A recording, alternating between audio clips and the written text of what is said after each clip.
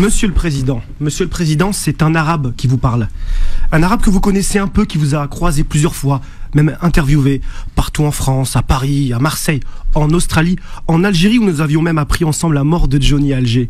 Monsieur le Président, c'est un arabe qui vous parle, un Français né à Thiais, dans le Val-de-Marne, en 1982, qui est aujourd'hui déçu, blessé et inquiet. Déçu par votre compromission tactique. Blessé car, comme beaucoup, j'ai le sentiment d'être trahi. Inquiet car vous avez pulvérisé les derniers vestiges, déjà fragiles, de ce qui pouvait vous qualifier de dernier rempart contre l'extrême droite. Monsieur le Président, c'est un arabe qui vous parle. Un arabe qui n'a pas la mémoire courte, qui s'est empressé d'aller voter pour vous entre les deux tours, écoutant la main tremblante votre consigne, celle qui agita la catastrophe d'une victoire de la fille du plus grand xénophobe de la Ve République, cette injonction électorale qui vous obligeait, pour vous paraphraser. Monsieur le Président, c'est un arabe qui vous parle, un arabe qui ne vous croit plus, qui ne vous suivra plus, un arabe qui a conscience que vous n'êtes pas le seul dans cette longue dérive. Il y a bien eu le bruit, l'odeur, le Karcher, la France tu l'aimes ou tu la quittes, le débat sur la déchéance nationale. Des mots ou des intentions plus que des actes, eh bien vous avez concrétisé par une loi le plus grand désir, fantasme de l'extrême droite.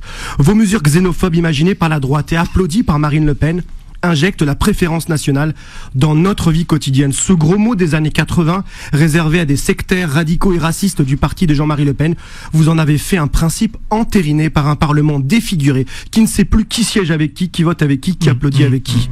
Ce mot rebaptisé par Marine Le Pen en priorité nationale, vous le réfutez évidemment, vous envoyez vos représentants sur les plateaux s'insurger contre son usage, mais c'est un fait.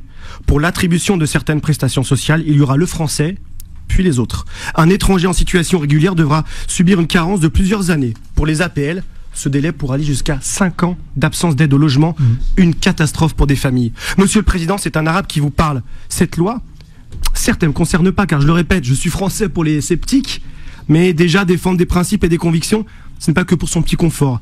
Et je n'ai pas oublié mes parents, moi, mes grands-parents. Et ceux qui me ressemblent aujourd'hui, qui ont un nom comme moi, qui sont l'huile d'olive, mais qui n'ont pas la carte d'identité d'ici, qui seront donc frappés par cette loi odieuse. Et puis cette loi immigration est une philosophie générale, un chemin, une voie vers une parole encore plus décomplexée qui, une nouvelle fois, érige les immigrés en responsables de tous les maux de notre société. Monsieur le Président, c'est un arabe qui vous le dit. Vous vouliez entrer dans l'histoire, votre souhait est en cours de réalisation. Si fier d'avoir été le premier réélu depuis l'instauration du quinquennat, vous allez laisser votre nom dans les manuels d'histoire pour une raison plus sombre. Le chef de l'État artisan de la loi la plus xénophobe de la Ve République. Voilà un beau record.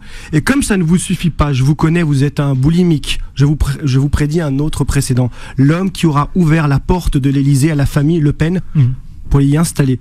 Monsieur le Président, c'est un arabe qui vous prévient, mais il est peut-être déjà trop tard.